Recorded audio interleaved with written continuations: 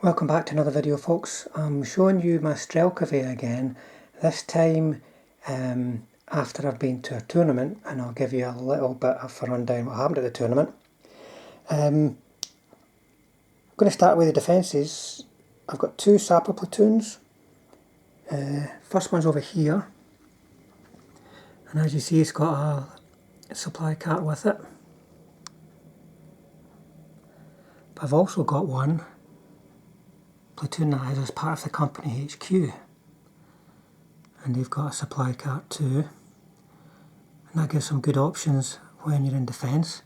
And then in the rest of the company HQ is company command, second in command, commissar, and anti-tank rifles that can attach out or form a little rump platoon with the second in command. These guys all attach out. Now I've got two companies of two platoons. One of them on these sort of rubble-strewn bases where they're fighting their way through defences with discarded weapons and shell craters, and the other one where they're fighting their way through swamps, which is a fairly good Russian theme.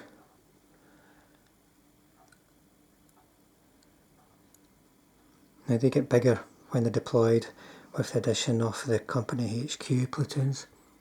And then gun platoons for a bit of point blank digging out infantry or scaring off half tracks. Look at the regimental guns. Anti-tank guns with a bit of a longer reach and almost decent anti-tank, but a good rate of fire, good against infantry again. And then heavy mortars, which are there just as a template weapon just in case, but against most armies they don't really have that many things under the template at any one time unless it's another horde army. ISU 152s for that bunker buster, reroll and misses at short range, and the cat killers, the SU 100s. Now I've also got something that I've recently completed. This is my turn counter. As you can see, the base with the flag can progress up this little board turn by turn. It's just a more interesting way of doing it than using a dice. I've also got some bailed out tank crewmen that can be used for my tank company when it's painted. The basing of this reflects the platoons. At the end there you can see an urban set, and that will happen when I eventually do paint a third platoon on urban bases.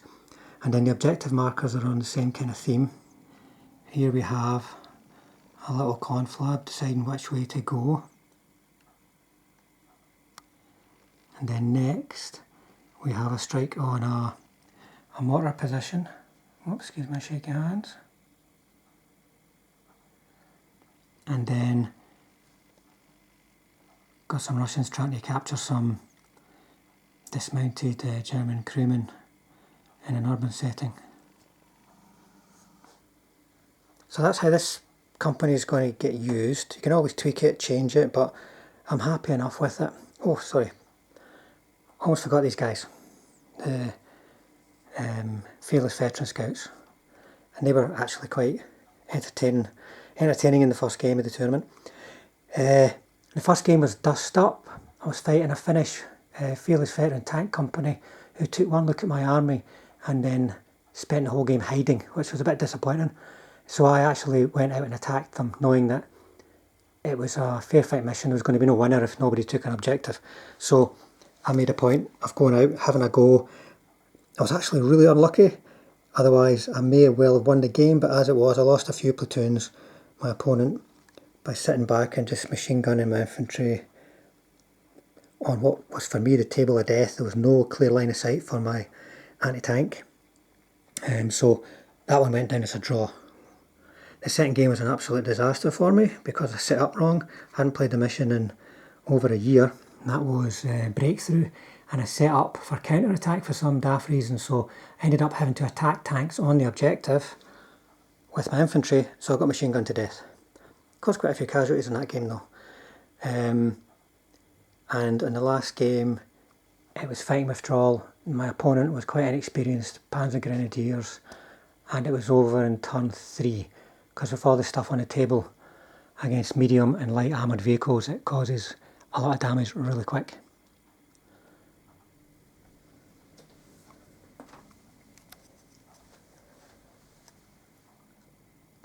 But it's fun to put it to use in a tournament. I don't think I would be doing too many tournaments. It's a very large commitment of time. And I've got so much painting to do, what can I say? That's 1750 points for Flames War. And I think quite an enjoyable force to use and quite effective if I am able to defend, and effective if I'm having to run around in front of machine guns. There you go folks, catch you next time.